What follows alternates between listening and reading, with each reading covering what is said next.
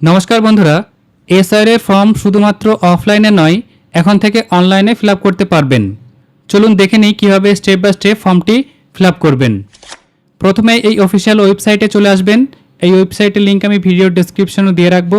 আপনারা সরাসরি ওই লিঙ্কে ক্লিক করে এই অফিসিয়াল ওয়েবসাইটে চলে আসতে পারবেন। এই অফিসিয়াল ওয়েবসাইটে চলে আসার পরে যে ফিল অ্যানিমেশন ফর্ম, এই ফিল অ্যানিমেশন ফর্মে ক্লিক করবেন। ওকে, ফিল করতে আপনার এখান থেকে স্টেটটি সিলেক্ট করতে বলবে, আপনি স্টেটটি সিলেক্ট করে নেবেন। তারপরে 2025-এর যে আপনার ইপিক নম্বর, বর্তমান যে আপনার ভোটার কার্ডের নম্বর, সেই ভোটার কার্ডের নম্বরটি এই ঘরে লিখবেন।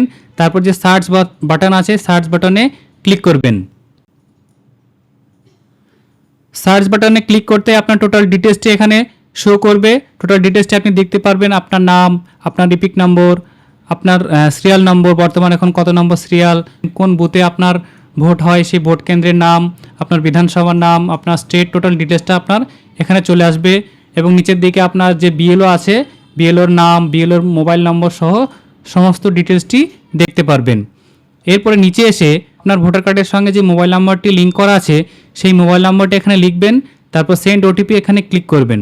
যদি আপনার ভোটার কার্ডের সঙ্গে মোবাইল নাম্বার লিঙ্ক করা না থাকে, তাহলে কি করবেন? তাহলে যে নিচের দিকে ফর্ম 8 আছে, এই ফর্ম 8-এর পাশে যে ক্লিক হেয়ার আছে, এখানে ক্লিক করে আপনার মোবাইল নাম্বারটি লিঙ্ক করে নেবেন। তারপরে এসে আবার মোবাইল নাম্বারটি এখানে লিখবেন, তারপর সেন্ড ওটিপি এখানে ক্লিক করবেন। তারপর রেজিস্টার মোবাইলের ওটিপি চলে আসবে, সেই ওটিপিটা এখানে লিখে দেবেন। তারপর ভেরিফাই ওটিপি এখানে ক্লিক করে দেবেন। ওটিপি ভেরিফাই করতেই আপনার এই ডিটেলসটি শো করবে। প্রথম ঘরে যে লেখা আছে mine exit in electoral roll of last SIR, যদি আপনার 38 বছর নিচে হয় আপনার বয়স, তাহলে কিন্তু এই ঘরটি ডিসেবল হয়ে থাকবে। যেহেতু আপনার আগে 2002 সালে ভোট হয়নি বা ভোট ছিল না, তার জন্য প্রথমকার ঘরটি ডিসেবল হয়ে থাকবে। এটি কোনো সমস্যা নয়, এটাই নিয়ম যে আপনার সেই সময় ভোট হয়নি, তার জন্য এই ঘরটি ডিসেবল হয়ে থাকবে। দ্বিতীয় ঘরে যে my parents name, father, mother, grandmother যে ডিটেলসটি আছে, এই ঘরে আপনি ক্লিক করবেন। ঠিক আছে, এখানে ক্লিক করার পরে আপনার স্টেটটি এখান থেকে সিলেক্ট করে নেবেন। ঠিক আছে, তারপরে আপনার 2002 সালে যে বিধানসভা, সেই বিধানসভার নামটি এখান থেকে সিলেক্ট করে নেবেন। কোথায় পাবেন আপনাকে দেখাচ্ছি। আপনার যে বিধানসভা ছিল তার উপরের দিকে দেখেন লেখা আছে এখানে যে সৌত্য পলাশীপাড়া বিধানসভা। এরকমভাবে আপনার 2002 সালে ভোটার লিস্টে দেখতে পাবেন যে কত নম্বর বিধানসভা, এবং বিধানসভার নামটি দেখে নিতে পারেন। ঠিক আছে, সেই নামটি ওখানে গিয়ে সার্চ করবেন। এখানে এসে 70, আমি নিচের দিকে চলে যাই, 70 নম্বরে গিয়ে দেখি কি আছে। এই দেখেন পলাশীপাড়া চলে এসছে। এই পলাশীপাড়ার উপরে ক্লিক করে দেবেন, মানে আপনার যেটা বিধানসভা সেটি সিলেক্ট করে দেবেন। ঠিক আছে, এরপরে পোলিং স্টেশন নেম, মানে আপনার 2002 সালে যে পোলিং স্টেশন নাম এবং নাম্বার, সেই নাম্বারটা এখানে লিখবেন। কি করে পাবেন আপনাকে দেখাচ্ছি। আবার সেই 2002 সালে ভোটার লিস্টে চলে আসবেন। সেখানে এসে যে উপরে ডান দিকে অংশ নম্বর লেখা আছে, এই অংশ নম্বর যে 190 লেখা আছে, আপনার ভোটার লিস্টে হয়তো আলাদা থাকবে, সেই অংশ নম্বরটি দেখে নেবেন। সে কত নম্বর অংশ নম্বর আছে, সেই অংশ নম্বরটি এখান থেকে দেখে নেবেন। সেই অংশ নম্বরটি ওখানে গিয়ে লিখে দেবেন। 190 লেখা আছে, আমি 190 সার্চ করে দেখে নেব। নিচের দিকে একটু স্ক্রল করে নিচের দিকে যাব। 190, এই দেখেন 190 সিলেক্ট করে নিয়ে দিলাম। ঠিক আছে, এরপরে যে পার্ট সিরিয়াল নম্বর 2002 সালে যে সিরিয়াল নম্বর ছিল, সেই সিরিয়াল নম্বরটা এখানে লিখতে হবে। কি করে পাবেন দেখাচ্ছি। এই যে 2002 সালে ভোটার লিস্টে আসবেন, যে ক্রমিক নম্বর আছে, এই যে পাশে যে ক্রমিক নম্বরে এই যে 506, 507 যে ক্রমিক নম্বরগুলো আছে, যে ঘরে আপনার নাম থাকবে, সেই ঘরে যে ঘরে আপনার নাম থাকবে, সেই ঘরের যে পাশে যে নাম্বারটি আছে, সেই নাম্বারটি ওখানে গিয়ে লিখে দেবেন। ঠিক আছে, তারপরে যিনার নামটি লিখলেন, যিনার সিরিয়ালটি লিখলেন, তার সঙ্গে আপনার কি সম্পর্ক, বাবা না মা না গ্র্যান্ডফাদার না গ্র্যান্ডমাদার, সেটি এখান থেকে সিলেক্ট করবেন। যদি বাবা হয় তাহলে বাবার ঘরে ক্লিক করে দেবেন। ঠিক আছে, তারপর সার্চ যে অপশন আছে, সার্চ অপশনটিতে ক্লিক করে দেবেন। সার্চ করতেই আপনার টোটাল ডিটেলসটি যে নামটি আছে, সেই নামটি কিন্তু ইংলিশে আসবে। ঠিক আছে, টোটাল নামটি দেখাবে, তার নাম, তার এপিক নম্বর, তার বাবার নাম, ডিটেলসটা টোটাল চলে আসবে।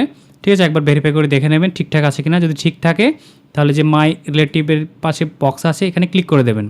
তারপর যে কন্টিনিউ বাটন আছে, এই কন্টিনিউ বাটনে ক্লিক করে দেবেন। ওকে, ক্লিক করতে পরের পেজে চলে আসবে। এই পেজে এসে আপনার টোটাল ডিটেলসটা 2025-এর যে ডিটেলস, সেই 25 সালের বর্তমান ডিটেলস আপনাকে দিতে হবে।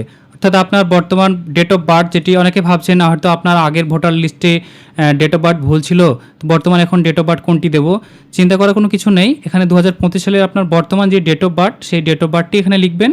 ঠিক আছে, সেই ডেট অফ বার্থটা এখান থেকে সিলেক্ট করে নেবেন এরকমভাবে, যেটা আপনার ডেট অফ বার্থ হবে। ওকে, ঠিক আছে। তারপরে যে পাশে আধার নম্বর আছে, আধার নম্বরটা এই ঘরে লিখে দেবেন আপনার। ঠিক আছে, তারপরে আপনার বাবার নাম, বাবার নামটা এই ঘরে লিখবেন।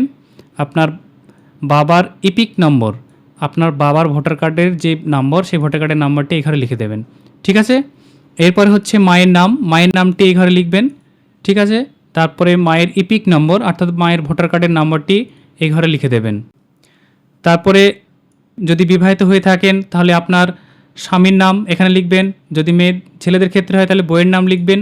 ঠিক আছে, তারপরে এই ঘরে স্বামী হলে স্ত্রীর ইপিক নম্বর এবং স্ত্রী হলে স্বামীর ইপিক নম্বর এই ঘরে লিখে দেবেন। ঠিক আছে, যার যেটি হবে সেটি এখানে লিখবে। ঠিক আছে, তারপরে প্লেস, কোন প্লেস থেকে এটি সাবমিট হচ্ছে অর্থাৎ আপনার গ্রামের নামটি এই ঘরে লিখে দেবেন। তারপর আপনার ফটোটি এখানে জেপিজি ফরম্যাটে 2 MBর মধ্যে আপলোড করে দেবেন। ঠিক আছে, এরপরে নিচে টোটাল ডিটেলসটা আপনার দেখে নেবেন একবার, সব ঠিকঠাক আছে কিনা আপনার ডিটেলসটা এখানে দেখাবে। যদি কোনো কিছু চেঞ্জ করার মনে হয় তাহলে আপনি এডিট অপশনে গিয়ে এডিট করে নিতে পারেন। যদি না চেঞ্জ করার মনে হয় আপনি প্রিভিউ করে একবার পেজটি দেখে নেবেন সব ঠিকঠাক আছে কিনা। তারপর সাবমিট বাটন এখানে ক্লিক করে দেবেন। সাবমিট করতে আপনার ফর্মটি সাবমিট হয়ে যাবে। তো বন্ধুরা, এই ছিল আজকের আপডেট। ভিডিওটি কেমন লাগলো অবশ্যই কমেন্টে জানাবেন। ভালো লাগলে লাইক করবেন, শেয়ার করবেন এবং চ্যানেলটি অবশ্যই সাবস্ক্রাইব করে রাখবেন এই ধরনের গুরুত্বপূর্ণ আপডেট সবার আগে পাওয়ার জন্য। ততক্ষণে ভালো থাকবেন, সুস্থ থাকবেন। নতুন কোনো আপডেট নিয়ে আবার দেখা হচ্ছে। ধন্যবাদ।